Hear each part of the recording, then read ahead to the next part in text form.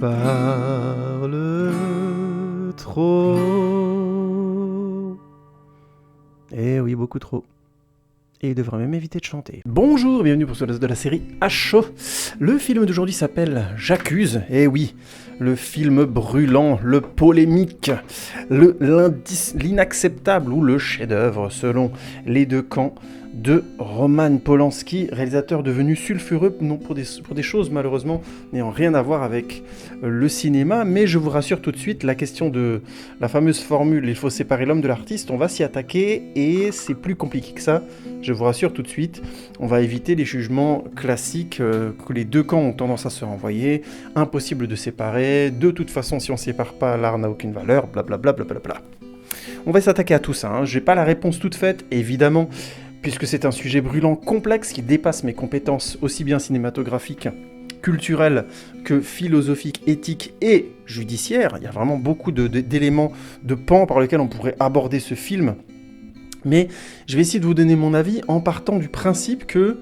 c'est pas forcément un principe, qu'il me semble qu'il ait la possibilité de voir le film et d'en apprécier les qualités cinématographiques sans pour autant souscrire au soutien qu'il y a un peu, j'ai envie de dire un peu étatique, mais le mot est pas juste, on va dire le soutien de corps qu'il y a du monde du cinéma derrière Roman Polanski et qui s'est syncrétisé notamment par son César du meilleur réalisateur, sur lequel je vais revenir bien sûr tout de suite. On va d'abord commencer par le point de départ.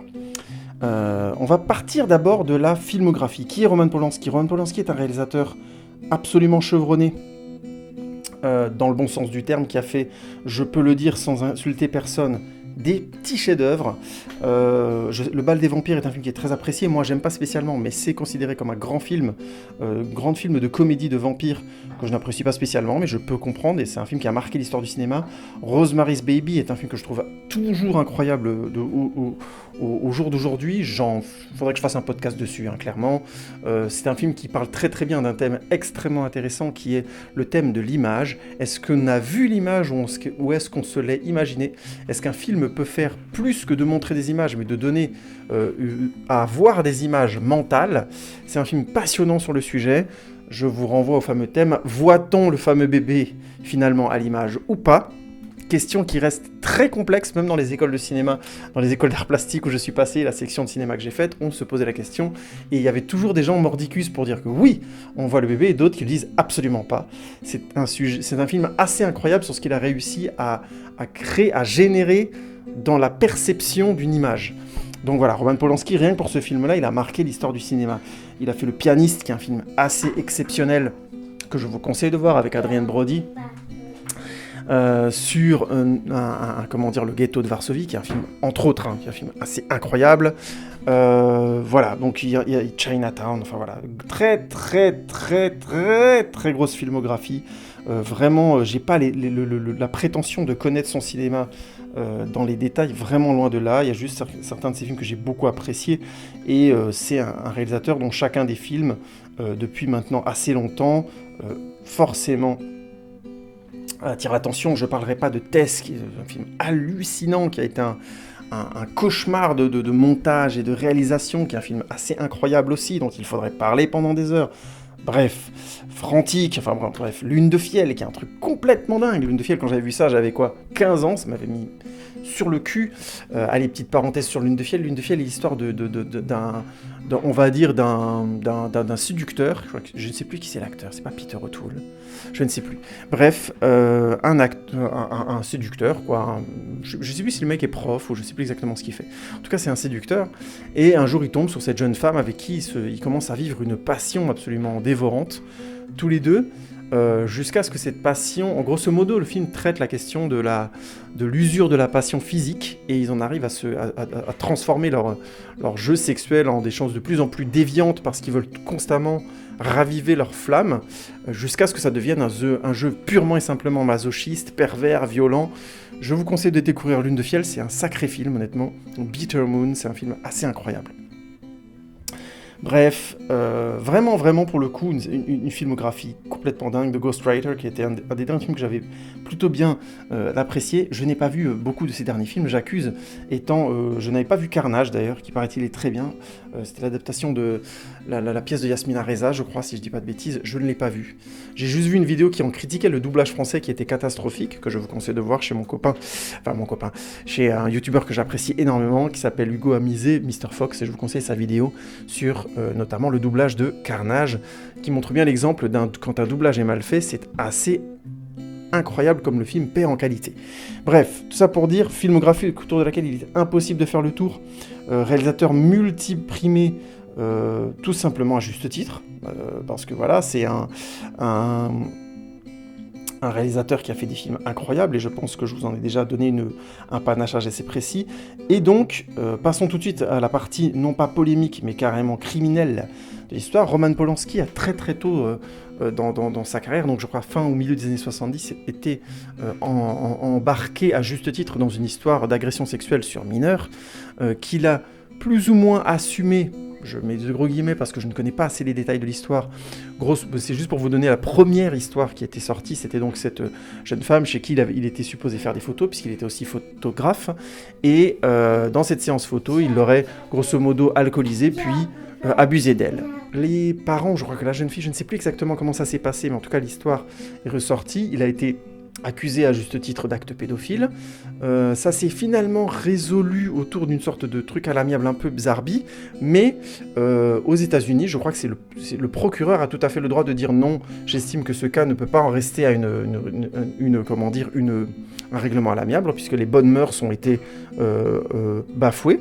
Donc il a été accusé, et le fait est, et il devait y avoir un procès, et il risquait, je crois, si je dis pas de bêtises, 8 ans de prison minimum, enfin pas minimum, mais en tout cas il y avait une sorte de peine de 8 ans de prison qui planait autour de tout ça, puisqu'il avait plus ou moins admis les faits.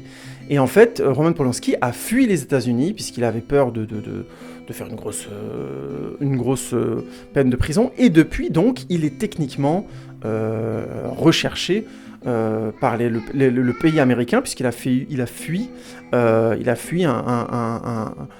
une poursuite judiciaire au niveau de l'État, d'un État carrément. Donc, si un jour il remet les pieds aux États-Unis, il est supposé aller directement en prison en évitant la case procès. Je ne sais même pas si maintenant il peut encore avoir un procès parce qu'il a fui depuis trop longtemps. Et depuis donc ces années-là, il n'est jamais retourné aux États-Unis, à moins que j'ai mal compris, pour éviter justement d'être jugé et d'aller en prison tout de suite. Tout ça pour dire, il est donc allé dans des pays qui étaient, entre guillemets, conciliants sur l'histoire, et l'histoire en était restée à ce point que la victime elle-même s'était exprimée, avait dit que grosso modo elle lui en voulait pas, que c'était plus ou moins consenti, et tout était resté un peu là, un peu sale. Il y avait des gens toujours pour dire, écoutez, Roman Polanski a fait quand même quelque chose d'un acte pédophile, donc à un moment donné, célébrer ce mec-là, c'est quand même discutable. Mais au final, on en était resté une sorte de consensus un peu mou, du genre, c'est plus compliqué qu'un acte pédophile, il l'a fait une fois, bon... Et c'était gris dans le mauvais sens du terme. Mais en même temps, il était recherché aux États-Unis. Certains pays comme la France, la Suisse et d'autres le soutenaient assez directement. Quasiment beaucoup de pays en Europe étaient clairement dans l'idée de lui donner quelque part l'asile politique. Donc ne jouaient pas le jeu d'une éventuelle extradition aux États-Unis, qui était demandé mollement. Faut être clair, c'était pas non plus le sujet national là-bas de faire revenir absolument Roman Polanski, qui entre-temps a fait des films avec Hollywood, des succès, qui a grosso modo... était anobli aussi aux États-Unis sur différents points. Il a eu des prix et des machins, si je dis pas de bêtises.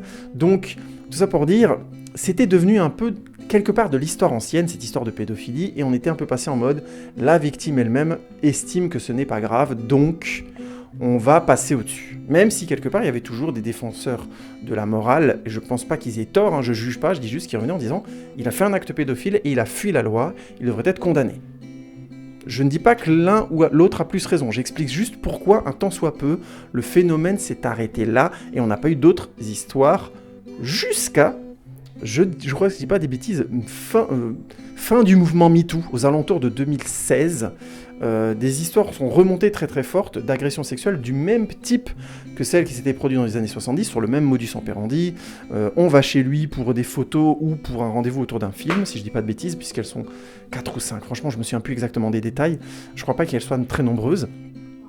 et alcool, et donc sous l'effet de l'alcool et je crois d'une drogue, si je dis pas de bêtises, agression sexuelle.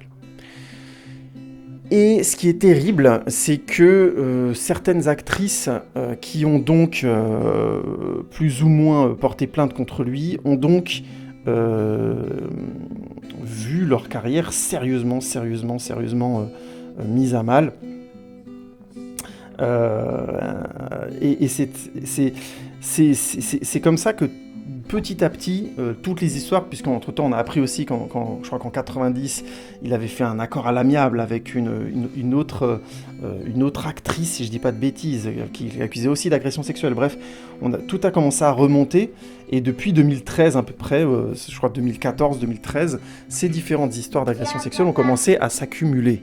Alors là, je suis un peu brouillon, faut pas m'en vouloir, c'est pas mon objectif, et pas de vous faire un historique de ça. Il y a des tas de podcasts et de youtubeurs qui ont traité l'histoire de manière détaillée, le développement judiciaire. Si vous voulez, je vous mettrai plutôt ces différents youtubeurs que j'ai trouvés et différents podcasts dans les liens. Comme ça, vous pourrez vous faire votre propre idée. Encore une fois, croisez les sources, c'est très important. Croisez les sources et les points de vue.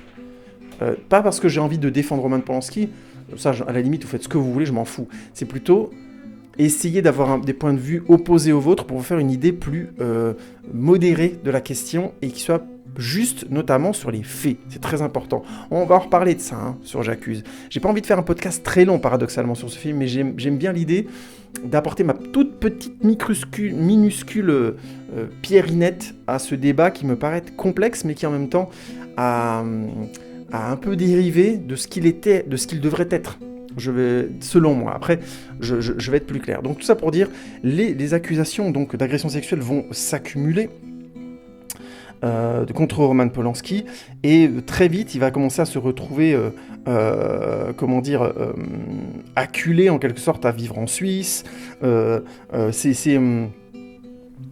maintenant, il est arrivé à un stade où Roman Polanski, je crois qu'il ne peut plus circuler librement en France, en Pologne et en Suisse. Donc voilà, dans tous les autres pays, s'il y va, il est extradé, il sera directement extradé aux États-Unis.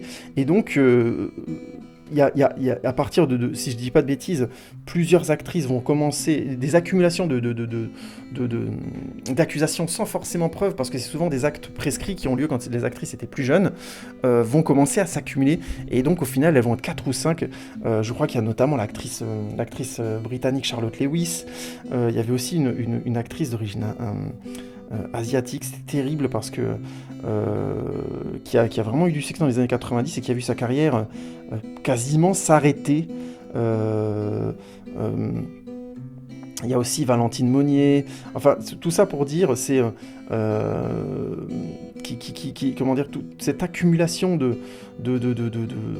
d'accusations va littéralement mettre à mal, très très fortement et à juste titre, la crédibilité de Roman Polanski en tant qu'homme libre. Je parle même pas de réalisateur, là, je parle vraiment en tant qu'homme libre.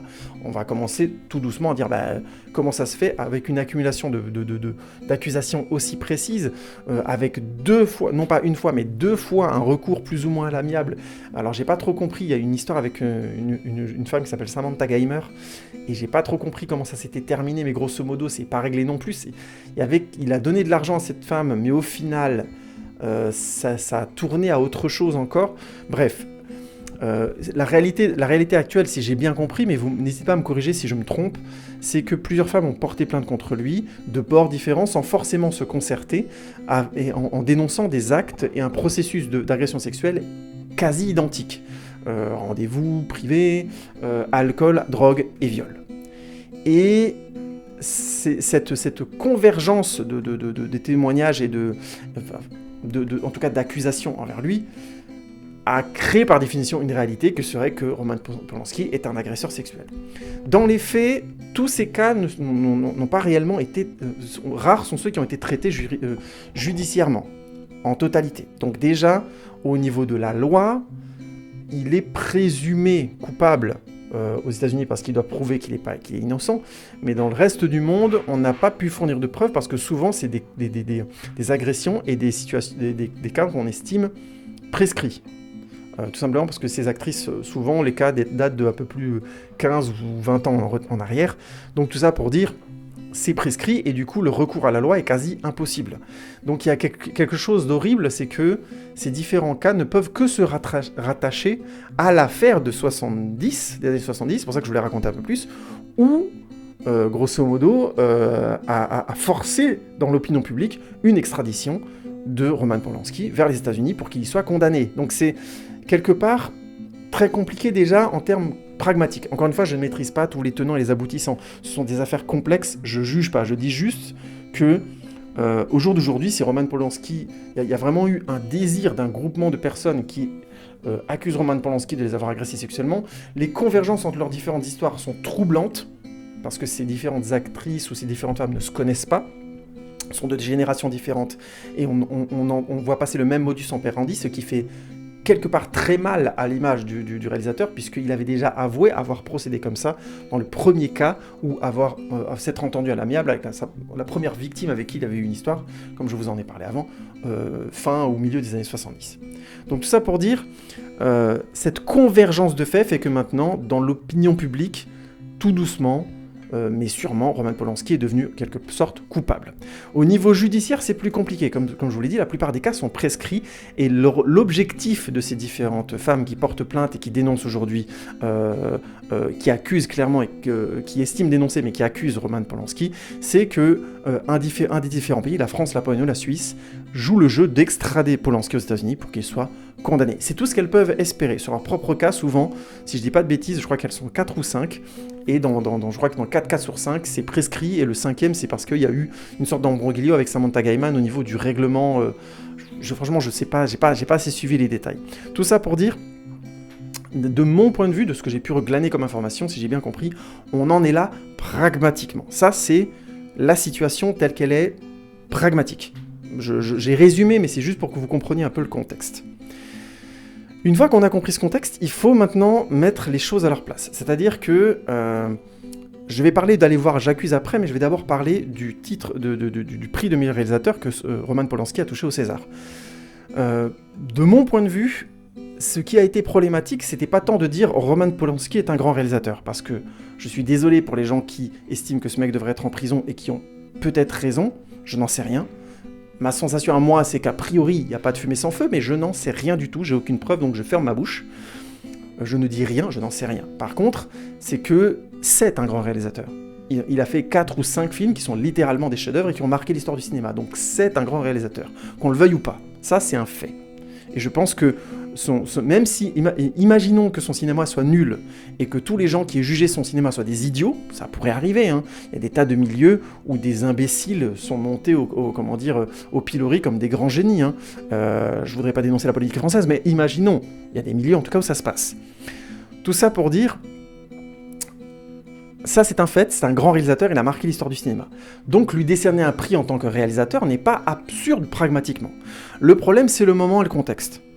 On n'est plus en 2010 quand il y a encore peu d'histoires derrière lui qui commencent à émerger. On est en 2019 après un mouvement qui essaye de clairement faire basculer un patriarcat qui a marqué toute une histoire, toute une histoire avec un grand H des femmes en général. Et on essaie une bonne fois pour toutes de faire remonter à la surface une sorte de loi du silence qui a littéralement détruit des vies depuis des années. Et alors si on dit depuis grosso modo un bon siècle d'industrie économique, je dirais probablement. Donc, symboliquement, prendre ce mec qui vient donc d'avoir différentes plaintes contre lui, qui ne peut plus circuler qu'entre 3 pays, parce que, a priori, s'il est extradé, il pourra même plus se défendre, parce qu'il a fui la loi d'un pays souverain, encore une fois. Et quand je dis un pays souverain, je ne vous parle pas d'une dictature, a priori. Les États-Unis sont encore un pays relativement démocratique. Alors, on ne va pas rentrer dans le débat du capitalisme et de la démocratie dans les pays occidentaux actuels, mais vous comprenez ce que j'essaie de dire. En termes de loi, il pourrait se défendre. Il n'est pas non plus... Il va pas être extradé en Corée du Nord, quoi. Vous voyez l'idée, quoi. Donc, quelque part, symboliquement, en décernant le prix de meilleur réalisateur à lui, l'Académie des Césars a dit clairement, nous, on sépare l'homme de l'artiste, et l'artiste, on le célèbre. Mais c'est pas le sujet. Ce n'est pas le sujet. Il s'agissait pas là, les gens n'étaient pas en train de dire vous ne pouvez pas dire que c'est un bon réalisateur. Ce qu'il dit, c'est vous ne pouvez pas le mettre en gloire. C'est très différent. C'est prendre un gars et dire, voilà, ce mec, vous pouvez le mettre au fronton des écoles en disant, c'est un grand réalisateur, c'est un grand symbole. Non, parce que, clairement, il y a de grosses suspicions sur lui. Fondé ou pas fondé, ça c'est une autre question. On parle bien de symbole. Et en termes de symbole, les Césars, en disant clairement, voilà, nous, on le célèbre, séparer l'homme de l'artiste, ils sont passés complètement à côté du sujet. Et en le soutenant, et si par hasard, ils ont dans l'idée de le soutenir, j'ai envie de dire presque judiciairement, c'est encore une bêtise, puisque ce n'est pas leur rôle. Donc on a vraiment là, pour moi, un gouffre dans la perception éventuellement dans le message qu'a voulu faire passer l'Académie des Césars en le nommant, et le résultat qui est en fait qu'ils ont littéralement bafoué un mouvement qui avait, je pense, des raisons nobles et une accumulation de cas absolument spectaculaires et horribles pour prouver qu'il y a un problème. Et qui a vraiment besoin, à un moment donné, de faire remonter toutes ces histoires, de commencer à travailler sur ce sujet du patriarcat, des violences faites aux femmes, dans les milieux professionnels donnés et dans le milieu du spectacle encore plus. L'affaire Harvey Weinstein est un sujet en soi, hein, mais c'est certainement pas le dernier. Donc tout ça pour dire, de mon point de vue, l'Académie des Césars a fait quelque chose d'assez horrible en se permettant d'avoir un jugement quasi froid, en disant non mais votre mouvement de toute façon c'est déplacé, il n'a rien à voir là-dedans, vous n'avez rien prouvé. Vous êtes pas des juges, vous êtes une place symbolique. Et si vous choisissez un homme qui a priori est juste accusé de plusieurs agressions sexuelles avec le même modus operandi depuis des années, vous partez du principe qu'il est innocent. Et ça, c'est pas tenable. Vous pouvez pas faire ça. En termes de symbole, c'est pas injuste. C'est grave et c'est surtout irrespectueux d'un mouvement qui essaie de faire quelque chose, à mon avis, de noble, qui a ses défauts. Hein. On sait très bien les dérives des social justice warriors, hein. Il y en a plein. Et le mouvement MeToo en est bourré, donc c'est clair qu'il y a des problèmes. Mais là, à peser le pour et le contre, à donner le prix de réalisateur à ce mec, c'est clairement à un moment donné dire « Nous, on vous dit séparer l'homme de l'artiste, et s'il est condamné ou pas plus tard, on se dédiera. » Mais ça suffit pas. Ça suffit pas, parce que le donner là, maintenant, en 2019, c'est clairement dire que vous vous opposez directement ou indirectement au mouvement MeToo et à tout ce que ça a pu générer de positif dans les paroles qui ont été déliées.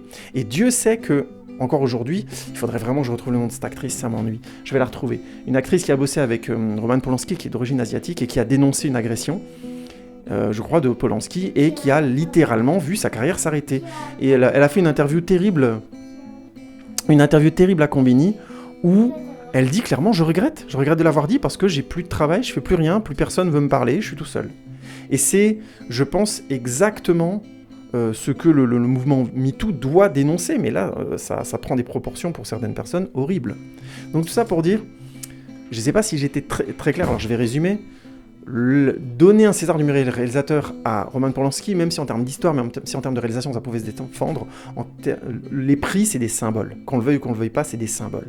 Et à un moment donné, faire ce symbole-là en 2019, c'était une erreur et c'était insultant pour les gens qui éventuellement ont été victimes de ce mec, même si c'est pas le cas.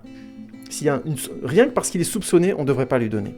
Vous voyez, je caricature, mais si demain un réalisateur est accusé de meurtre et qu'on lui donne la Palme d'Or, on va dire oui, c'est pour son film. Eh ben, je dirais la même chose. Vous êtes en train de célébrer un criminel potentiel. C'est pas possible.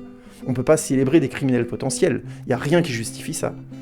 Et si la réponse de l'Académie des Césars, comme je l'ai vu passer parfois, c'était de dire non, mais c'est pour contrecarrer aussi la vague des réseaux sociaux qui a tendance à tout gonfler, à caricaturer les choses, je fais mais d'accord, mais c'est pas le problème. On est dans des questions symboliques là. S'il faut porter plainte contre des gens qui disent n'importe quoi sur les réseaux sociaux, c'est un combat. Mais c'est pas à l'Académie des Césars de le mener, et c'est certainement pas au César d'anoblir quelqu'un qui potentiellement pourrait être un criminel. Ça, c'est une première chose. Vous voyez un petit peu mon point de vue là-dessus. Ensuite, concernant, j'accuse le fait d'aller voir le film, puisqu'il y avait eu ce boycott, ce travail de groupement du mouvement MeToo et d'autres, hein, pas seulement, ça s'élargit beaucoup, de critiquer les gens qui sont allés voir le film, qui techniquement, en payant leur place de cinéma, soutenaient le réalisateur, sa production, et ainsi de suite. Là, je suis plus modéré. Je dirais pas que c'est... Alors, je vais être clair. Je pense que aller voir un film, on peut voir ça comme un geste de soutien. Mais je pense aussi qu'on peut aller voir un film sans forcément soutenir le réalisateur. Là, je dis pas c'est pas une question de séparer l'homme de l'artiste. C'est plus... Je pense que les gens qui ont envie de boycotter le film et qui incitent les autres à le faire ont droit et raison de le faire. Ils doivent le faire, ils doivent l'exprimer. Je vais dire quelque chose de polémique, mais moi, Bertrand Cantat et le groupe Noir Désir, c'est un groupe que j'ai énormément aimé. Donc c'est un mec que j'aime encore entendre chanter. Mais c'est clair que ce qu'il a fait, que ce qui s'est passé, que le crime passionnel sur Marie Trintignant est tellement horrible. En plus, il a essayé de cacher le corps et tout, donc c'est particulièrement horrible. Je comprends les gens qui disent il n'a pas été condamné assez longtemps, et il est hors des questions d'anoblir quelqu'un qui a fait preuve de violence conjugale au point de tuer. Et maintenant, il faudrait de nouveau l'anoblir, dire voilà, non, mais c'est un grand artiste, c'est un tourmenté, machin. Là, je l'entends tout à fait, et je pense que les gens qui s'opposent au fait que ces concerts aient lieu et tout ça, ils ont le droit de le faire, et ils doivent le faire. Mais ils doivent aussi, indirectement, essayer d'influencer les gens, mais pas essayer d'empêcher les gens. Vous voyez la nuance ? C'est, s'il y a des gens qui ont envie d'aller écouter la musique de ce mec, ils ont le droit aussi de le faire. Et je parle pas de moi en soi, je parle de la liberté à un moment donné, d'apprécier une œuvre X ou Y si on a envie de le faire, en ayant conscience de ce qu'on fait. C'est-à-dire que, si on va voir Bertrand Cantat ou un film de Roman Polanski en faisant fi de ce qu'il a fait à côté, je pense que c'est pas une bonne chose. Il faut en avoir conscience, c'est important. Il faut quelque part essayer de trouver une mesure en soi en disant ok, si je veux voir ce film, quelque part je le soutiens. Et ça, quelque part, c'est problématique, parce que dans le billet de cinéma qu'on va payer, dans la place, on va donner un peu d'argent à ce gars-là. Après, je vais faire une différence drastique entre Bertrand Cantat et Roman Polanski. On peut estimer que Bertrand Cantat n'a pas été assez condamné, et je l'entends tout à fait, et le débat est complexe, je suis loin d'avoir réglé la question. Mais il a été condamné. Il a été condamné pour son crime, et au jour d'aujourd'hui, il est supposé être libre. Donc je pense que on peut aussi estimer qu'il a été assez puni. Moi, je n'en sais rien. Honnêtement, je suis pas allé voir de concert depuis qu'il est revenu, grosso modo, sur scène, mais je comprends que ça choque, et en même temps, je comprends les gens qui disent c'est bon, il a payé assez. Pour un crime passionnel en France, tu prends pas 8 ans, tu prends même moins. Donc, voilà, c'est compliqué. Après, ça dépend comment on interprète les choses. Il y a des gens qui estiment qu'il a été condamné pour crime passionnel et il aurait dû être condamné pour crime avec préméditation. C'est un débat. Honnêtement, je n'en sais rien. Je vais pas dire que j'ai réglé la question. Mais tout ça pour dire... Ça, vous voyez ce que je veux dire ? Il a été condamné. Donc quelque part, je comprends les gens qui disent maintenant, je vais le voir, il a été condamné. Je comprends, mais j'aime sa musique, j'aime ce qu'il fait, machin, blabla. Ok, j'entends. Dans le cas de Roman Polanski, c'est plus compliqué parce qu'il n'a pas été condamné et qu'il a fui la justice. Du coup, c'est très compliqué d'aller voir un film de Roman Polanski sans se dire quelque part qu'on soutient ça. Vous voyez ce que je veux dire ? Donc j'entends tout à fait. J'estime que les gens qui estiment qu'il faut se battre pour interdire ces films, je comprends, ils doivent le faire. Je comprends les gens qui incitent les autres à boycotter ces films, je comprends tout à fait. Mais je comprends aussi les gens qui disent j'aime son cinéma, moi j'ai envie de voir ses films. Je peux dire j'ai envie qu'il soit condamné, je peux aller voir ses films aussi. Même si c'est quelque part contradictoire, parce qu'on va dire si tu lui donnes de l'argent... je veux dire, oui, mais moi je veux bien aller voir ses films, s'il fait des bons films. Après, s'il reçoit son argent en prison, c'est son problème. Mais je suis d'accord, je pense qu'il faut qu'il aille en prison. Vous voyez ce que je veux dire ? Il y a une nuance quand même à mettre, il me semble, à dire si n'allez pas voir ses films du tout, sinon vous soutenez son point de vue. Non, on peut aller voir son film aussi d'un point de vue critique.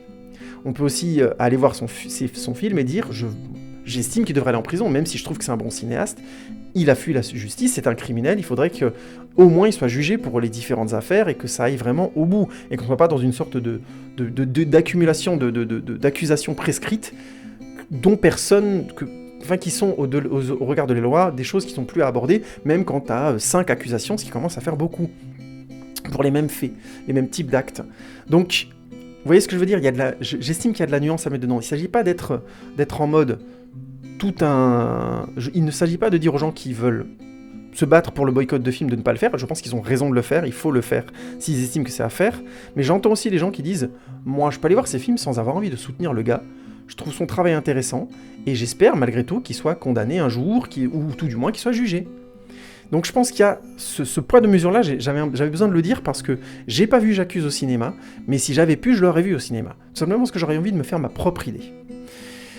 Et que j'estime que le plus important, c'est de se faire sa propre idée. On peut boycotter et dire voilà, il faut pas aller voir ces films, et je l'entends, mais je pense que pour pouvoir juger vraiment de ce que l'œuvre est, il faut la voir. Donc c'est toujours ce côté un peu paradoxal on lui donne un peu d'argent, mais on est contre lui. Oui, je sais, tout n'est pas blanc ou noir, c'est souvent un peu gris. Alors je sais pas ce que vous en pensez, n'hésitez pas à me le dire, c'est un sujet complexe, hein, j'ai pas toutes les recettes pour ça. Mais c'est pour vous dire un petit peu mon état d'esprit avant de voir J'accuse. Et donc, maintenant le dernier point, c'est que J'accuse traite d'un sujet qui, par définition, est un sujet polémique. C'est le fait d'avoir en quelque sorte pris l'affaire Dreyfus, affaire éminemment connue historiquement en France, la dégradation d'un soldat juif, Alfred Dreyfus, par l'armée, alors qu'on avait fait de fausses preuves contre lui, c'est devenu un symbole de l'antisémitisme en France, et aussi un symbole des mensonges d'État, des manipulations dans l'armée et dans la politique en France. Histoire qui est devenue extrêmement populaire à cause de la fameuse lettre, justement, J'accuse, de Émile Zola, lettre qui est bien sûr dans le film, dont les passages sont lus et ainsi de suite. Donc, ça pour dire, prendre ce sujet-là, J'accuse est symboliquement l'histoire de l'homme accusé et destitué et qu'on met au pilori alors qu'il n'est pas coupable. Forcément, en faisant ce film à ce moment-là, alors qu'il est accusé de tous les côtés et qu'au niveau social, c'est devenu un paria, Roman Polanski, quelque part, il dit « Je suis Dreyfus ». Même s'il le dit pas, vous voyez ce que je veux dire ? En prenant ce sujet-là, en adaptant ce sujet-là, il le dit. Et donc, dès le départ, les différents acteurs engagés dans le projet, les producteurs, tout le monde, a quelque part une responsabilité quelque part, à se dire, quand j'entends tout le monde, je veux dire les gens principaux, les acteurs principaux, Jean Dujardin, les producteurs, les acteurs principaux du film, ainsi de suite, ont quelque part adhéré à l'idée que Roman Polanski faisait un miroir déformé sur lui-même. C'est déjà une position discutable, comme je le disais, il y a plusieurs... Ces histoires ne sont pas réglées judiciairement parlant, mais il y a de sérieuses présomptions. Donc, faire un film sur un mec qui a été accusé à tort par un gars qui est accusé de tous les côtés, et qui donc dit quelque part « c'est moi, je suis accusé à tort », c'est un film qui partait sur des bases très très grises. Vous voyez ce que je veux dire ? De là à résumer le film à ça, il y a une marge, et je vais essayer d'en parler, mais j'insiste, Roman Polanski, je dois être clair aussi sur un point technique de cinéma. On est typiquement, comme je le disais dans ma critique de Once Upon a Time sur Tarantino, dans ma critique de The Irishman sur Martin Scorsese, on est dans le genre de réalisateur là qui est clairement loin de mes capacités d'analyse de cinéma et de mon niveau. Il est au-dessus, très très loin. Donc il y a des choses probablement que je vais rater, mais je vais quand même essayer de vous donner une interprétation, on va dire, générale du film. J'espère que vous comprenez un peu où je veux en venir et que je ne vais pas rater des choses essentielles. C'est un sacré réalisateur, Roman Polanski, mais il a fait des choses très différentes dans sa carrière. J'ai pas retrouvé des choses forcément cousines, il est vraiment passé par des styles très différents. Donc, j'espère que vous comprendrez un petit peu plus mon point de vue à partir de je dois être honnête, de ce manque de connaissances cinématographiques et techniques qui va quelque part un petit peu handicaper mon analyse du film. Mais j'espère, malgré tout, que mon analyse sera cohérente et que je dirai pas trop de grosses bêtises. J'espère. Bon. Cette introduction longue étant faite, et vous avez un peu compris mon état d'esprit, et déjà c'est très polémique, donc n'hésitez pas à me dire ce que vous en pensez, je ne désire qu'apprendre.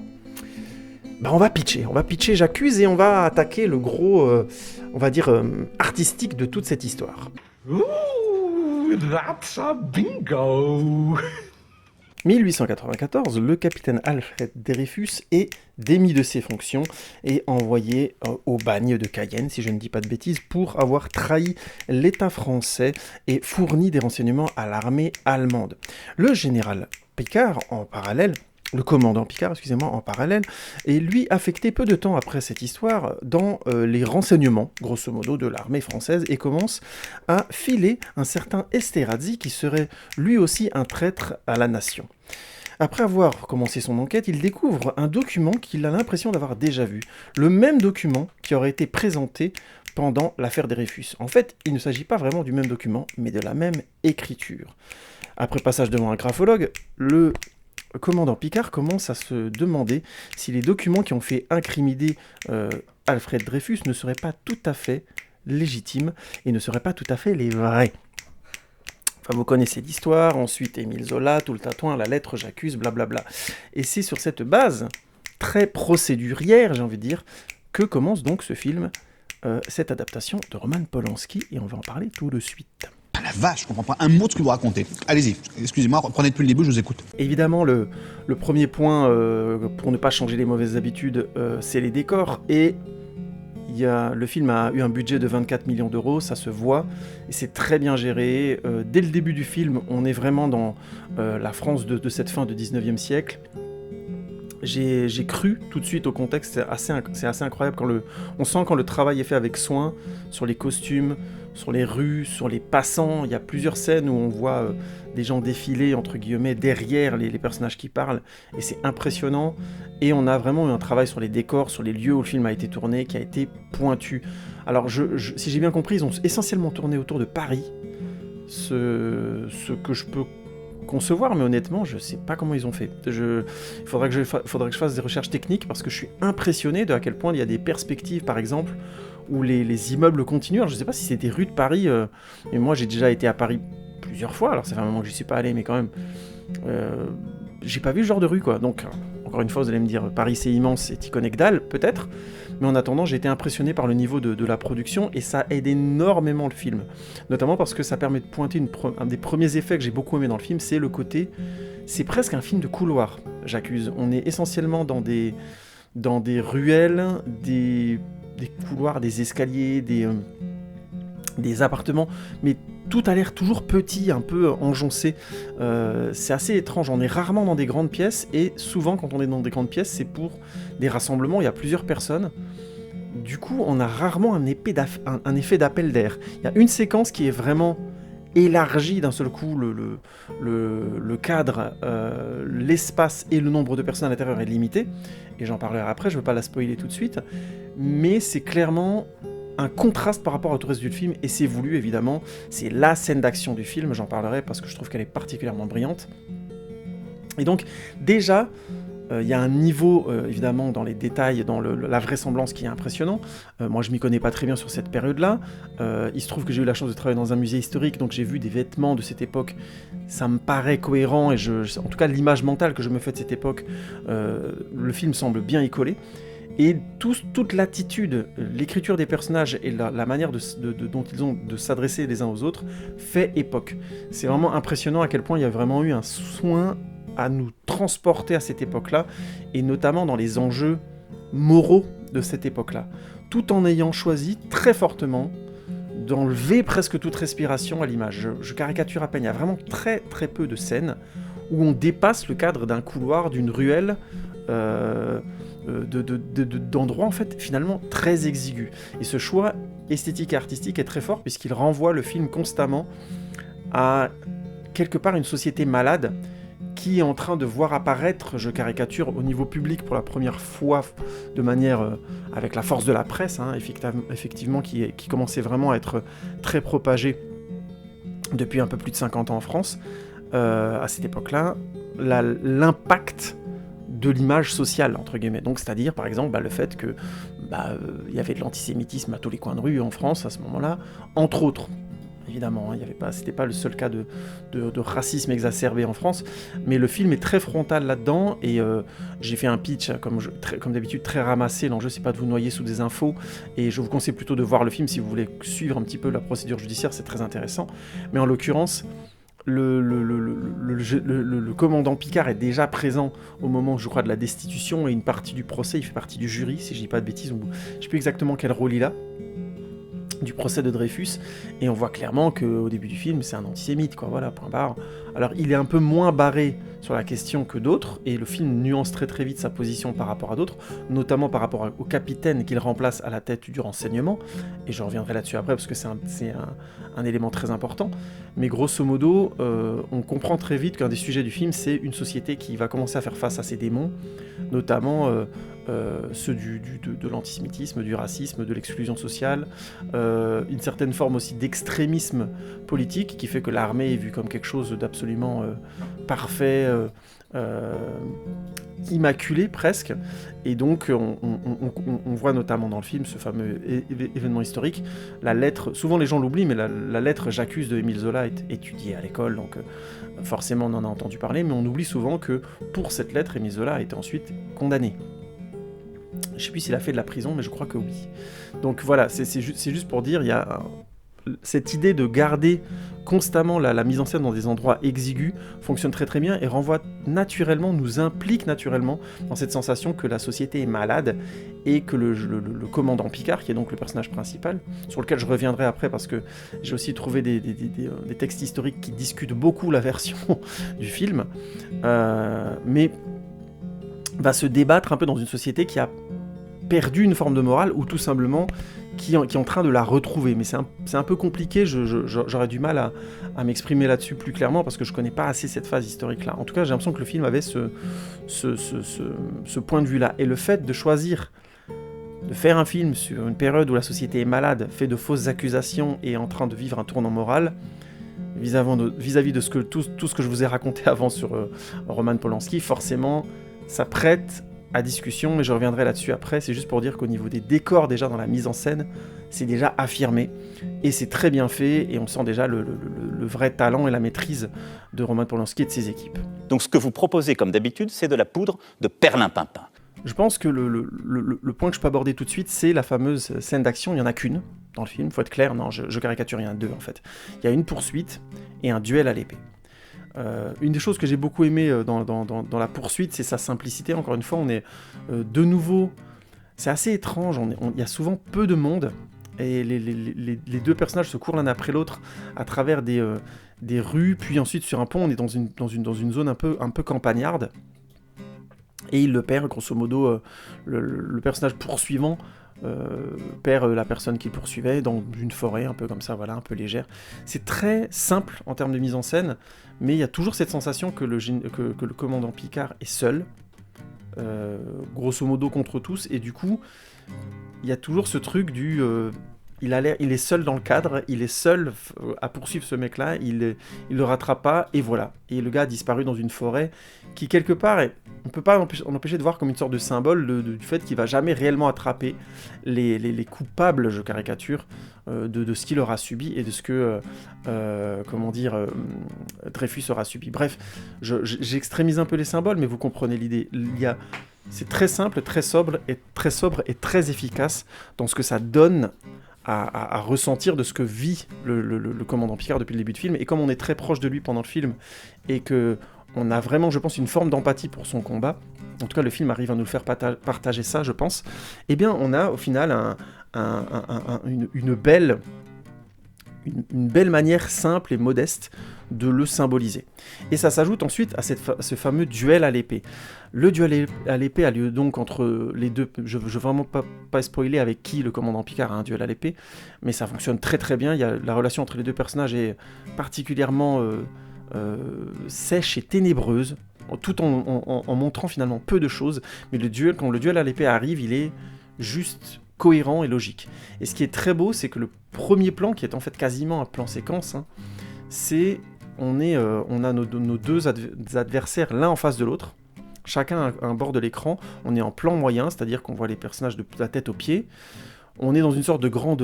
alors si je dis pas de bêtises, ça m'a fait penser à une sorte d'écurie ou un cirque, vous voyez, pièce fermée, et il y a les témoins, puisque quand on faisait des duels à l'époque, je sais pas si vous le saviez, mais il y avait en général un arbitre et un ou deux témoins pour chacun des deux personnes qui avaient choisi de se lancer un duel. Il faut bien comprendre que, et le film le traite très très bien, les duels à mort ont rarement existé et ont rarement été tolérés, même à des époques beaucoup plus anciennes. Je caricature dans les films de KPDP et ainsi de suite, on a souvent des duels à mort et des trucs comme ça. Bon, et finalement c'était un outil de film et de cinéma. La plupart du temps on faisait des duels au premier sang, c'est-à-dire le premier qui saignait, qui se faisait couper, machin, avait perdu.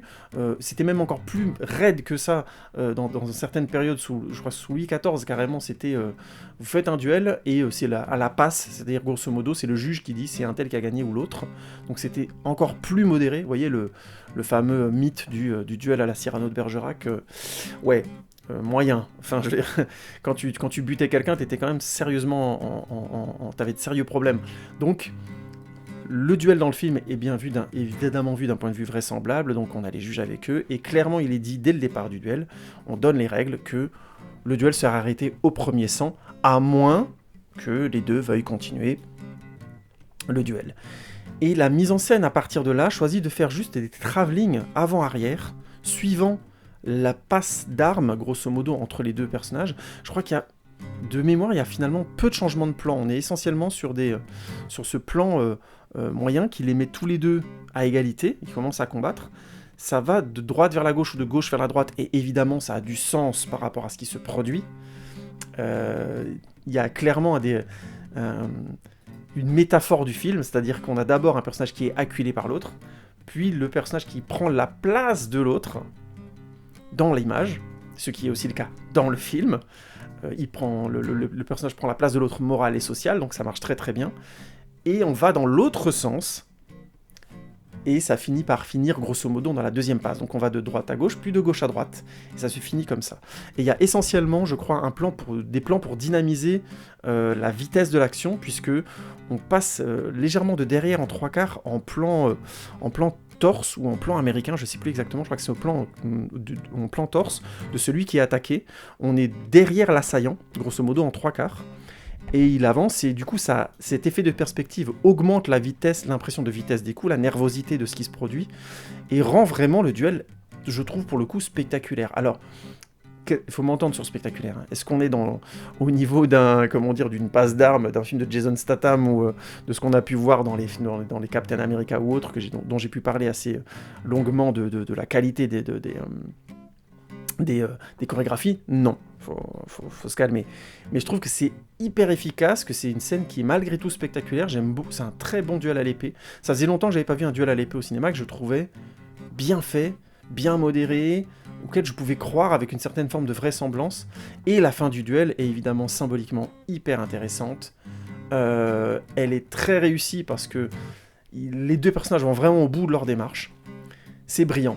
Et c'est la seule scène où l'espace s'agrandit autour des personnages. Vraiment, pendant un moment duré, on a de l'espace. Et comme par hasard, c'est une scène où il y a un combat avec des risques létaux et une grande, agressivité d'un des deux participants. Donc, c'est-à-dire qu'au moment où le film est supposé respirer visuellement, ça respire toujours pas.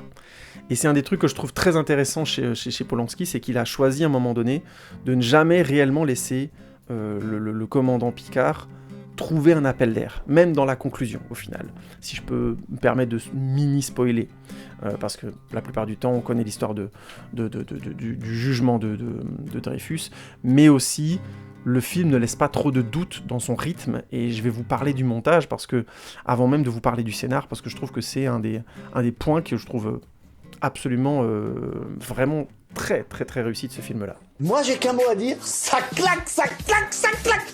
L'une des forces du montage je trouve, et de la manière dont l'histoire est scandée de J'accuse, c'est la sobriété avec laquelle l'histoire est racontée, et surtout le point de vue qui est clair.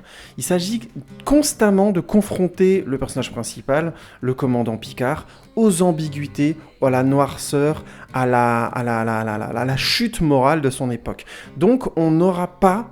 Tous les clichés du film de procès ne sont pas respectés et sont quasiment contredits. Vous savez, le film de procès, c'est assez classique. On présente la scène de crime, ensuite on voit la victime innocente, on rencontre l'avocat qui a quelque chose de personnel à régler, évidemment, blablabla, et qui va devoir défendre la personne, l'avocat, le procureur qui vous voulez. Ensuite, on a tout le processus de l'enquête et toute la recherche concernant les différents éléments qui vont permettre de démonter ce qui s'est produit, de remettre en cause les a priori, de défaire...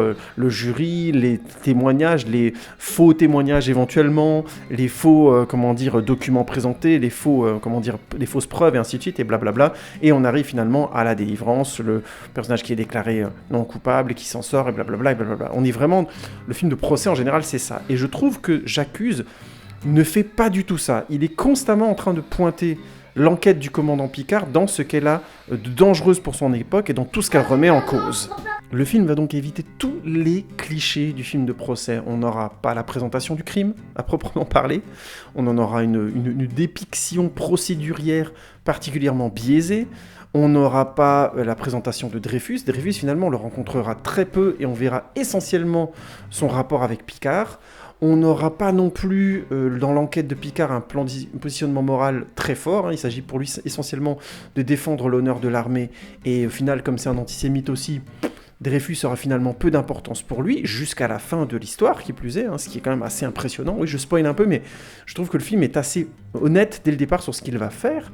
Et ensuite, on n'aura pas les effets de délivrance, oui, il est innocent, machin, le public qui change, ouais, les effets classiques des films de tribunaux, quoi. C'est-à-dire le public au départ est contre le personnage principal, la victime, puis finalement est retourné pour être finalement avec la victime, blablabla, blablabla. Donc, je sais pas, il y a plein de films comme ça. Là, j'ai Au nom du père, par exemple, avec cette fameuse scène où le mec dit « Oui, je suis libre, je sors par la grande porte et tout, machin, blabla, avec Daniel Day-Lewis, qui est plutôt un beau film. Hein. Mais tout ça pour dire, vous voyez ce que je veux dire, on a tous les effets du film de procès. Là, vraiment, l'enjeu pour Roman Polanski est de constamment confronter le spectateur aux ambiguïtés morales de cette époque-là, et évidemment de la nôtre. Je vais revenir, vous inquiétez pas, je vais revenir sur toutes ces liaisons de sens avec notre époque et les polémiques qui les accompagnent, et je vais m'expliquer là-dessus. Mais c'est simplement pour dire, j'ai trouvé ce choix de montage particulièrement réussi. Le film est assez juste et impressionnant dans ce qu'il donne à réfléchir de cette époque-là et de la nôtre, je trouve. C'est vraiment très intéressant sur les ambiguïtés morales, le fait que peu de choses sont réglées réellement de manière démocratique, morale. Il s'agit souvent de démasquer, de prouver qu'il y a, de prouver qu'il y a un point moral sur lequel notre société se trompe constamment, que tout est réglé dans une république d'alcôve. C'est assez impressionnant comme le personnage de Picard est confronté à des gens dans des grands bureaux, mais finalement dans la mise en scène on a toujours l'impression que c'est petit, et il est constamment confronté au jugement d'une seule personne. Alors bien sûr, il y a le côté procédural de l'armée qui est présent. Voilà, en gros, je vais pas faire beaucoup plus long sur le montage, mais j'ai trouvé ce choix de rythme extrêmement efficace, et c'est un des trucs qui fait que J'accuse est un film qui se suit très très aisément. C'est impressionnant. Alors qu'en fait, il est assez complexe, et on suit quand même pas mal d'éléments procéduraux, on voit pas mal d'hypocrisie, de mensonges et tout ça, donc il y a une certaine, entre guillemets, froideur. On n'est pas dans les grandes émotions, c'est vraiment rythmé de manière au rythme de l'enquête et de l'avancement, de la détérioration morale à laquelle est confronté Picard, et qui est constamment en train de se battre contre lui à tous les niveaux. Arrête de déconner, Fasteneux. J'en ai rien à foutre que tu sois un ponte. Si on nous repère, ça va être ta fête. Je te pète la nuque entre les doigts et je te laisse crever. Alors fais gaffe. Petit point sur le casting pour dire simplement que bon, le personnage principal est joué bien sûr par Jean Dujardin, qu'on ne présente plus. Jean Dujardin qui était d'abord un comique, qui s'est notamment fait connaître dans la troupe des Nous c'est nous, avant d'avoir du succès dans Un gars, une fille, puis avec sa série de sketchs Bryce de Nice, puis les films Bryce de Nice, ainsi de suite, plus d'autres comédies comme OSS 117. Donc je vous recommande les deux films pour l'instant, qui sont juste très très bons, et qui avaient petit à petit montré du talent dans le drame, notamment avec je crois, non, c'était pas Une affaire privée. Ah, je sais plus comment le film s'appelle. C'est plutôt un beau film de Franck Mancuso.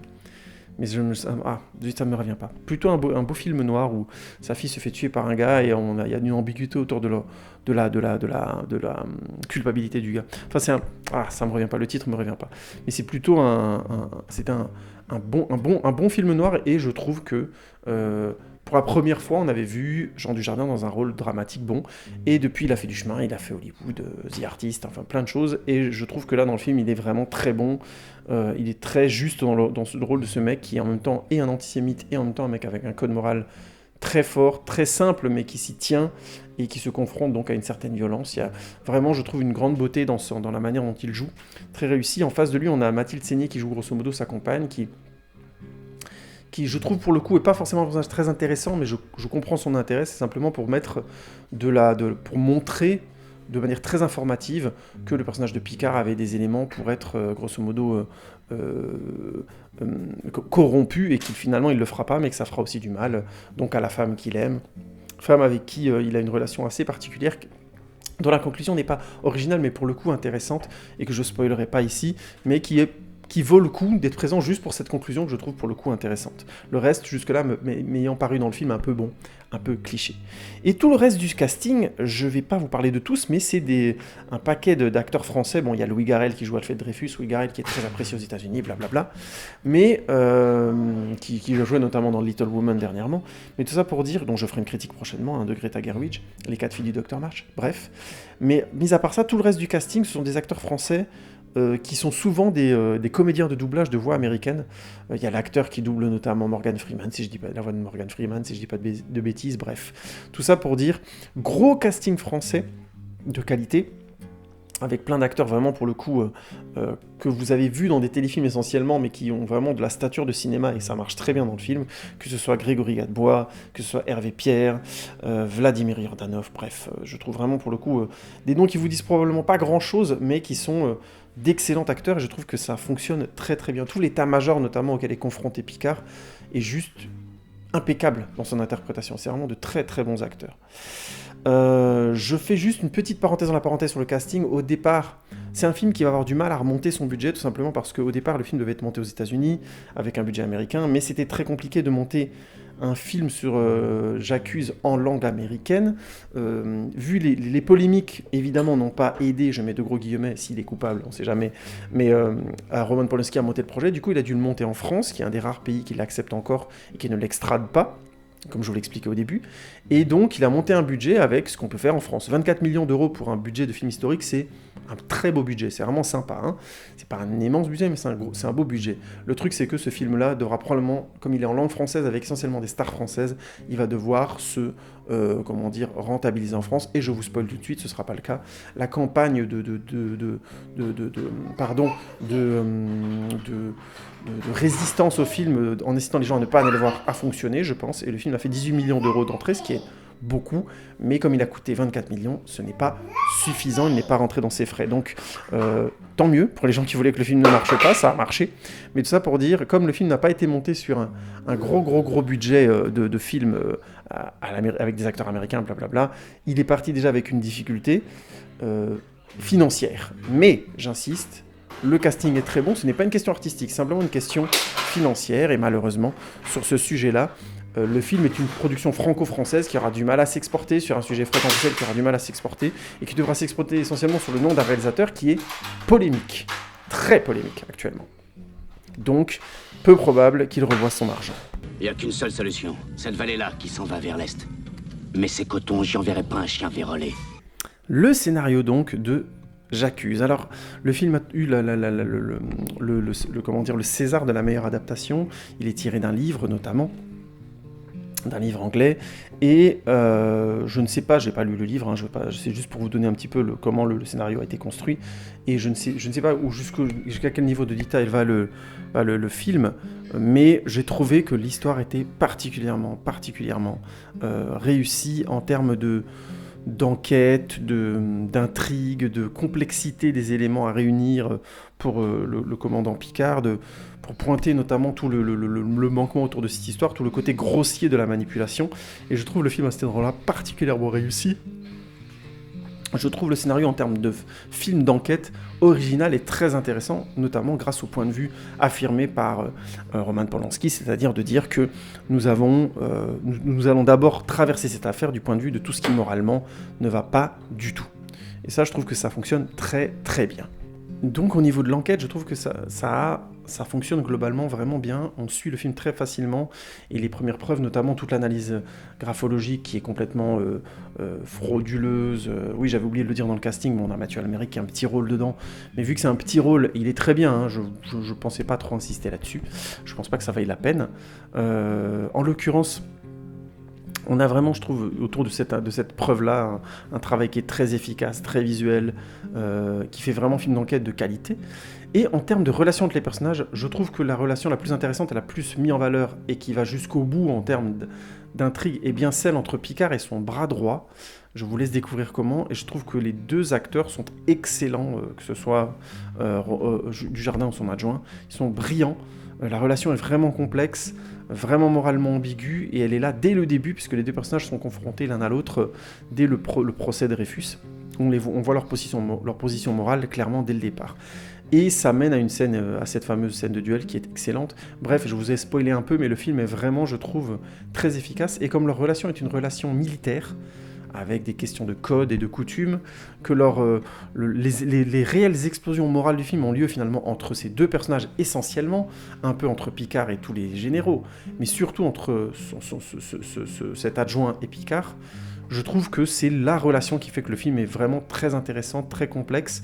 C'est-à-dire l'homme qui a gardé une certaine forme de morale face à celui qui n'en a plus. Et qui était comme par hasard avant, et je voulais le pointer, j'en profite de cette partie scénario, l'homme qui était au départ chef des renseignements et que Picard remplace, Picard va le voir pour prendre grosso modo sa suite, et il se trouve que ce mec est malade et qu'il a chopé la syphilis. Et donc, maladie sexuellement transmissible extrêmement virulente. Et donc Picard va voir le gars, et le gars est un symbole de, grosso modo, d'une certaine forme de morale décadente et dépassée, raciste, antisémite, particulièrement fermée sur elle-même, et avec des préjugés à plein la valise, ce qui choque tout de suite Picard, ce que Jean Dujardin joue très bien avec retenue, mais on sent clairement que cet ancien chef lui dit clairement voilà, comment il voyait les choses, comment il trouve que la France tourne de plus en plus mal avec de plus en plus d'étrangers, qu'il la reconnaît plus, blablabla. Donc on est vraiment dans les clichés du racisme érigé en idéologie, mais je trouve que ça pointe extrêmement bien d'où le film part moralement et à quoi Picard va être confronté et ce qu'il va devoir démonter une grande partie de sa vie pour pouvoir, grosso modo, s'attaquer au procès Dreyfus, à l'affaire Dreyfus, mais en fait, il ne le cherchait pas vraiment, et c'est ça qui est très intéressant, il s'attaquait plutôt à quelque chose de moral derrière. En tout cas, c'est comme ça que le film le présente. Oui, cette partie scénario, je vais probablement dans ma partie conclusion aborder la partie historique et la partie polémique, où on va conclure, puisque j'ai beaucoup introduit là-dessus. Tout ça pour dire, j'ai trouvé le scénario pour le coup vraiment bien, et la relation entre le personnage de Picard et de son adjoint particulièrement réussie. Globalement, les personnages sont bien écrits, mais je trouve que, comme le film repose essentiellement sur Picard et ses relations avec d'autres personnes, mais que beaucoup d'autres personnages sont essentiellement des personnages secondaires, Dreyfus aussi, faut être clair, je trouve le film, pour le coup, efficace et assez impressionnant. On suit ce personnage, on comprend ses enjeux moraux, on comprend à quoi il est confronté. C'est un film de tribunaux, de couloirs, de huis clos, donc il y a une certaine oppression qui est constante. Le film n'exagère pas non plus, on n'est pas non plus dans le truc, genre le mec, tout le monde le poursuit, tout le monde le teste, machin, non, c'est pas ça. Mais c'est plus une chape de plomb moral qui est très difficile à dévisser parce qu'elle est acceptée socialement, et on a cette fameuse mise en gloire à un moment donné d'un des généraux qui s'oppose donc à Picard et qui a clairement monté l'affaire Dreyfus, qui monte au milieu de la foule vers le procès, et tout le monde l'applaudit, il peut même s'arrêter et saluer les gens. L'armée a été vue comme un vestige sacré à ce moment-là, et le film le met très très bien en scène. Et c'est brillant. On comprend vraiment la difficulté, le mythe au-delà des gens et au-delà de l'affaire Dreyfus en elle-même auquel Picard est confronté. C'est un vraiment très très bon film en termes de scénario, en termes de tension, en termes de ce qu'il donne à suivre dans cette affaire. Moi, je suis vraiment impressionné par le résultat, et ce film prouve encore une fois, s'il en est besoin, que Roman Polanski est un sacré réalisateur. Maintenant, on va aborder la conclusion, et vous inquiétez pas, posez vos flingues, ou tout du moins, chargez-les si vous voulez, on va aborder ce que je pense du film, la question, le rapport à l'histoire, et le rapport donc à notre époque.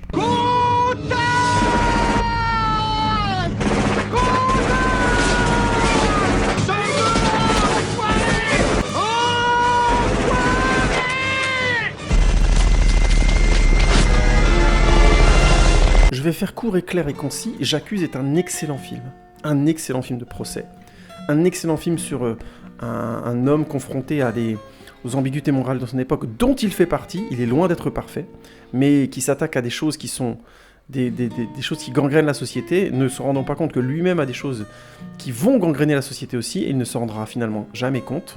C'est là où le film aussi est d'une vraisemblance assez crasse, en n'essayant pas de transformer le héros grosso modo de son histoire et de son époque en un héros de notre époque. Là aussi, je trouve que c'est une vraie nuance et une vraie qualité d'écriture.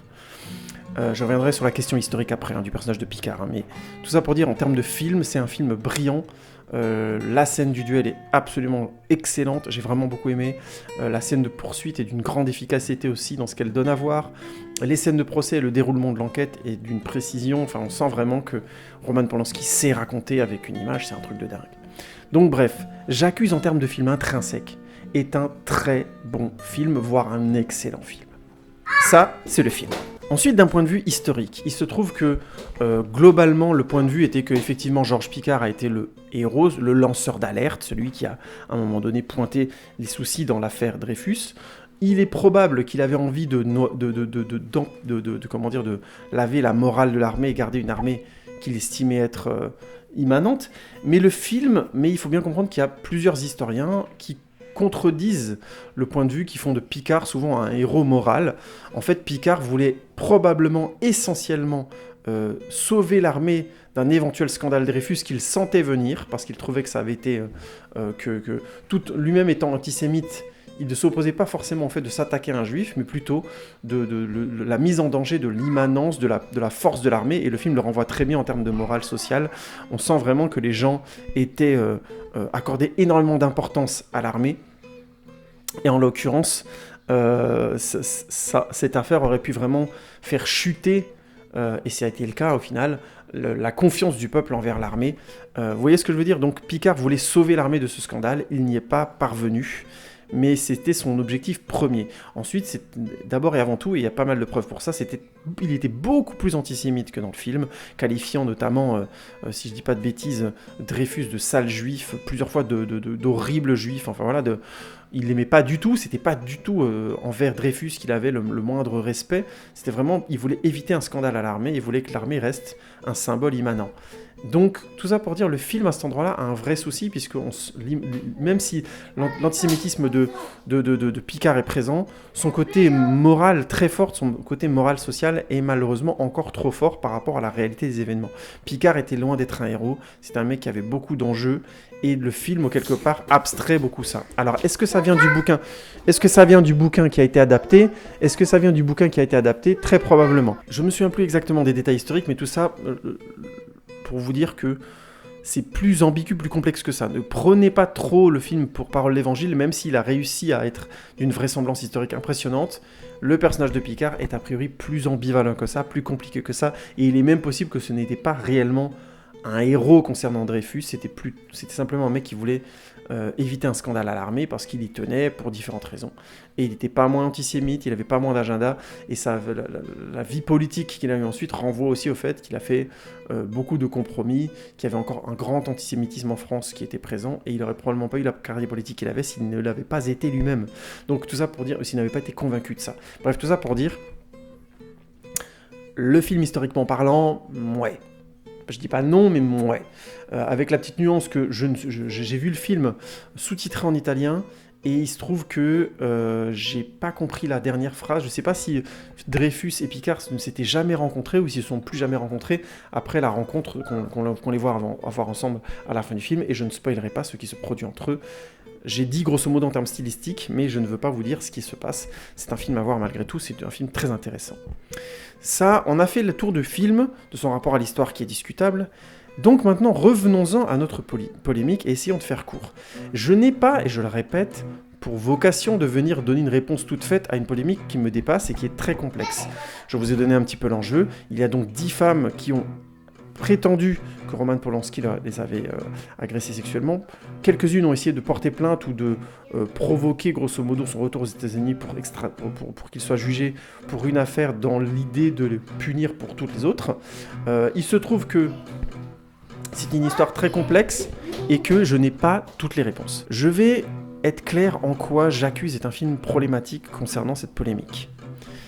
Parce qu'au niveau de l'affaire judiciaire, tout ça, je vous ai déjà donné plus ou moins mon point de vue, c'est très complexe. D'autres youtubeurs dont je vous mettrai les vidéos en lien ont traité l'affaire avec beaucoup plus de détails. Là où J'accuse est donc problématique concernant son époque et sa polémique et le réalisateur et les ennuis judiciaires où il est, que Roman Polanski ait voulu faire le film depuis 2012 et bien avant les affaires, ok, pas de souci, c'est pas un problème. Le problème, c'est que maintenant, le film arrive dans le contexte où il arrive, c'est tout. Et là, on a deux choses qui me paraissent complexes. Le film insiste fortement sur la question des preuves et le fait de falsifier des preuves. C'était déjà présent dans l'affaire Dreyfus. Le fait est, et c'est problématique, Roman Polanski a nié la plupart des agressions sexuelles dont il a été accusé, et il a accusé les différentes femmes qui ont porté plainte de ne pas avoir de preuves. Comme je vous l'ai dit, ces femmes ne se connaissaient pas et ont pointé un modus operandi qui était à chaque fois le même. Et elles ont été proches de lui. dans des contextes où où souvent il avait du pouvoir sur elles. C'est-à-dire que c'était souvent des actrices ou des gens qui espéraient de lui quelque chose, et comme c'était un réalisateur connu, qu'il avait de la notoriété et machin truc, il avait un certain pouvoir sur elles, et c'est comme ça qu'il se serait imposé. Donc tout ça pour dire, la répétition de ces mêmes contextes et de ces mêmes procédés porte à croire à la culpabilité de Polanski. Après, c'est un homme connu, donc toutes ces infos-là, est-ce qu'on ne pouvait pas les trouver, blablabla. Donc il y a toujours moyen de s'imaginer, et c'est tout à fait possible, que ces différentes plaintes et tout ça ne sont pas fondées, étaient essentiellement des coups de pub ou autre. Après, je vous laisse juge, je parlais notamment dans l'introduction de l'actrice asiatique dont j'ai oublié le nom, il s'agit de Charlotte Lewis en fait, et elle le dit elle-même dans une interview qu'elle a fait à Combini, je crois début d'année dernière, qu'elle regrette d'avoir dit ce qui lui était arrivé parce qu'elle s'est retrouvée toute seule, et elle regrette, elle voudrait ne jamais l'avoir fait.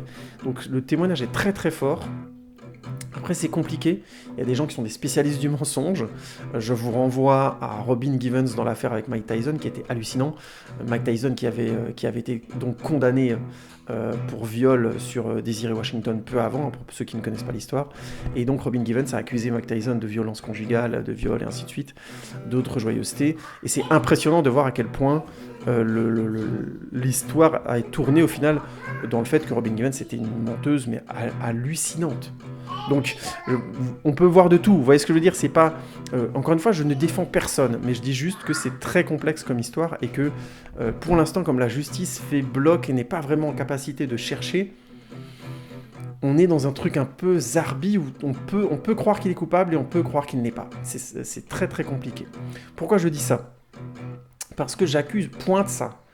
Le film pointe c'est un film sur les preuves montées de toutes pièces, le mensonge, le racisme anti-juif.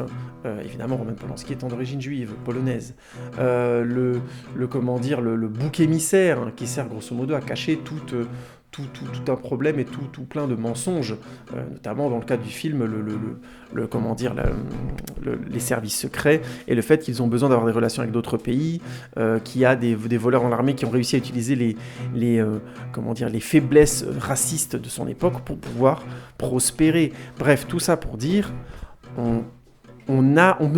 je comprends qu'on puisse pas éviter le fait de faire un parallèle avec les affaires dans lesquelles Polanski est engoncé, et qui par définition sont des affaires pour l'instant essentiellement construites autour de, en tout cas les récentes, hein, j'ai bien séparé son histoire avec Rachel Gaiman, donc la jeune femme qu'il avait, où il avait admis qu'il avait eu des rapports sexuels avec, qu'il avait donc agressé sexuellement, qui avait 13 ans à l'époque, et qui a donc histoire qui est grosso modo, je caricature, résolue en termes judiciaires.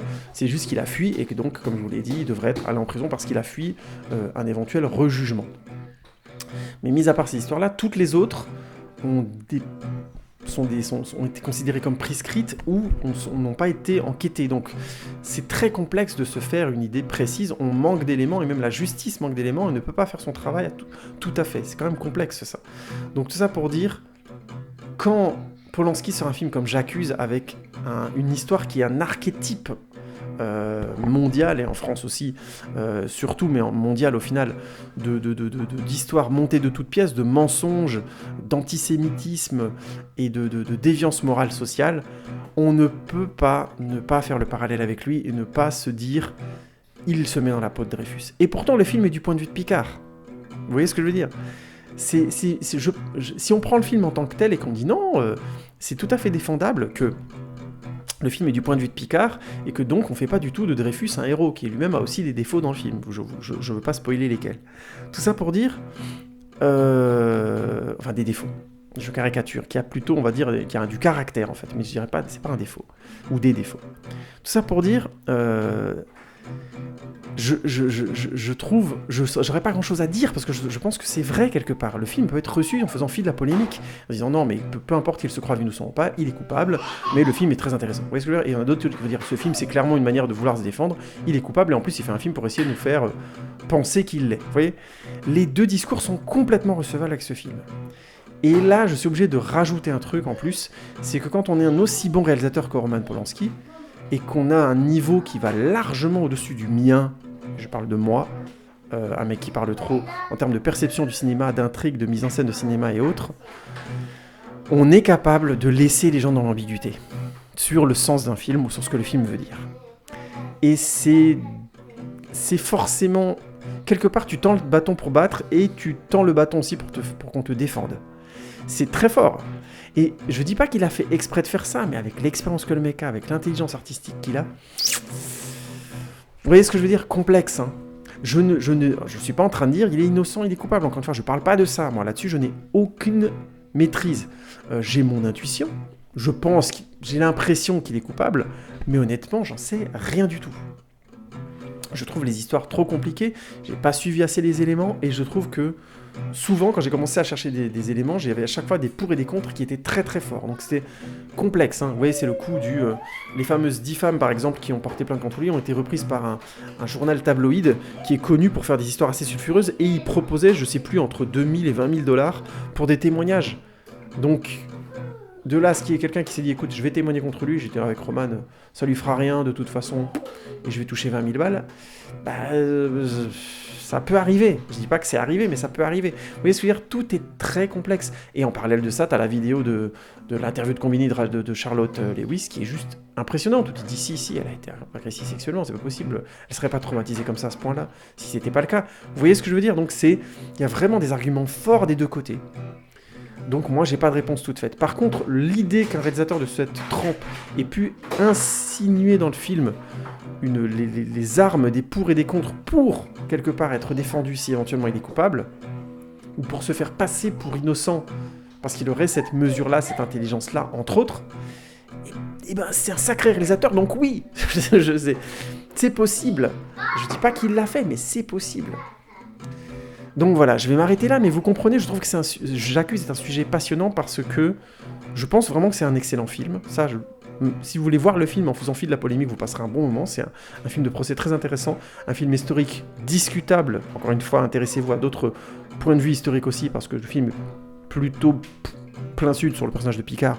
Mais au final, c'est un vraiment excellent film de procès, un homme contre tous avec des ambiguïtés. C'est un film qui en même temps arrive à mettre de la nuance et à pas faire d'un héros passé un héros de notre époque, d'un héros de 1890 un héros de 2020, et ça c'est bien, c'est de la nuance, c'est de la vraie finesse d'écriture.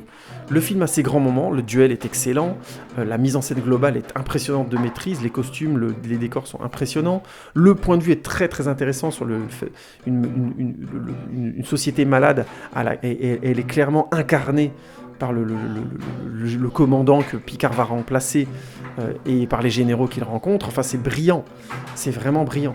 Mais c'est aussi un film passionnant parce que la polémique nous renvoie à cette idée que Roman Polanski est un réalisateur assez subtil, assez chevronné, assez intelligent, qui maîtrise assez son sujet, pour quelque part utiliser un film pour, sans complètement l'affirmer, se défendre et essayer grosso modo de se blanchir si d'aventure il était entre guillemets coupable, ou encore de remettre de la nuance dans le débat si d'aventure il était innocent. Complexe, hein. Voilà, j'ai pas de réponse toute faite, j'espère en tout cas que ce podcast vous a plu. N'hésitez pas à me dire ce que vous en pensez, c'est une histoire très complexe, je suis loin d'avoir tout compris, ma parole n'est pas d'évangile, il y a peut-être des choses que j'ai ratées complètement et je l'entendrai. N'hésitez pas à me dire ce que vous en pensez sur les différents réseaux sociaux, Facebook, Tweetbook et ainsi de suite. On est partout avec un mec qui parle trop, donc n'hésitez pas à me chercher, à me trouver. Likez, partagez, évidemment abonnez-vous, mettez la cloche, hein, tout le tintouin, vous connaissez l'histoire sur YouTube. Et il y a le blog aussi, je vous le rappelle, qui a ouvert, unmecquiparletro.wordpress.com. N'hésitez pas à aller dessus, je mets maintenant tous les derniers podcasts et je suis en train de remettre les anciens petit à petit. Je les annonce sur les réseaux sociaux, donc voilà, si vous me suivez, vous aurez le droit à tout. Vous pourrez vous m'écouter tranquillement en allant au taf, puisque c'est la fin du confinement. Joyeuse fin de confinement à tous. Et puis, on se retrouve bientôt pour un nouvel épisode de HO. J'ai vu qu'il y avait beaucoup de gens qui s'étaient encore abonnés dernièrement. C'est génial, merci beaucoup. Et on se retrouve bientôt les amis. Merci du fond du cœur. Ciao, ciao.